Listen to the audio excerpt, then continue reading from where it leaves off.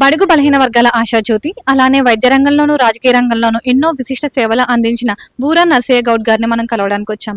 ఈ రోజే ఆయన తెలంగాణ రాష్ట్ర ఉపాధ్యక్షుడి పదవిగా ఎన్నికయ్యారు.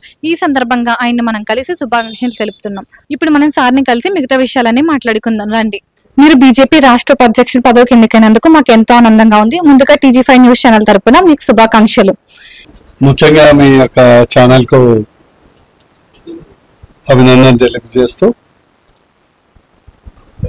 తెలంగాణ రాష్ట్ర బీజేపీ వైస్ ప్రెసిడెంట్గా ఇవ్వటం అనేది తెలంగాణ మరియు మా యొక్క బీజేపీ హైకమాండ్ నాయకులకు, మా రాష్ట్ర అధ్యక్షులకు మరియు క్యాబినెట్ మంత్రులైనటువంటి కిషన్ రెడ్డి గారికి, బండి సంజయ్ గారికి, లక్ష్మణ్జీ గారికి అందరికీ మనస్ఫూర్తిగా ధన్యవాదాలు తెలియజేస్తూ,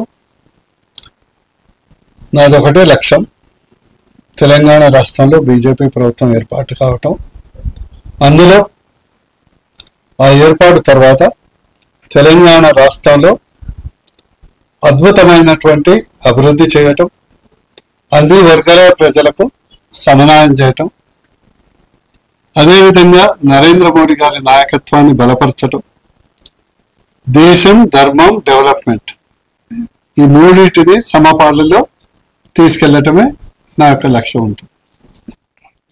ధన్యవాదం సార్. మీ అడుగుజాడలో ప్రజలందరూ ఎన్నో శిఖరాలను అందుకోవాలని కోరుకుంటున్నాను. యువతకి మీరు ఏం ఆదేశం ఇవ్వాలనుకుంటున్నారు? యువతకు నేను ఒకటే చెప్తున్నాను, మీరు కాలము చాలా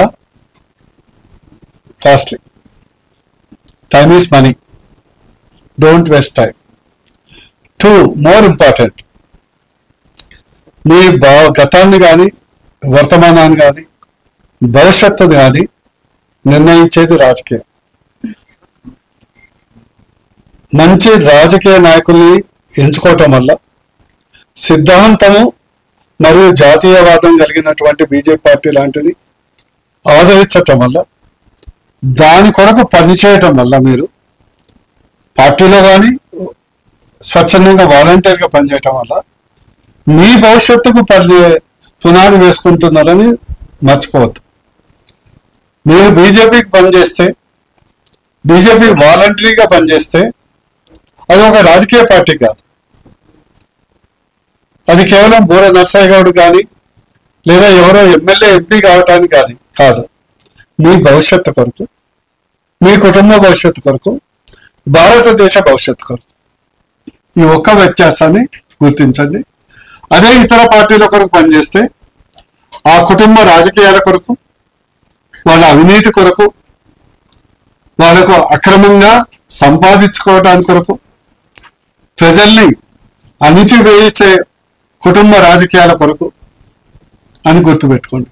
ఈ 2 వ్యత్యాసాలు మీరు గుర్తుపెట్టుకుంటే మీ జీవితం బాగుంటుంది, మన రాష్ట్రం బాగుంటుంది, మన దేశం కూడా అద్భుతంగా డెవలప్ అవుతుంది.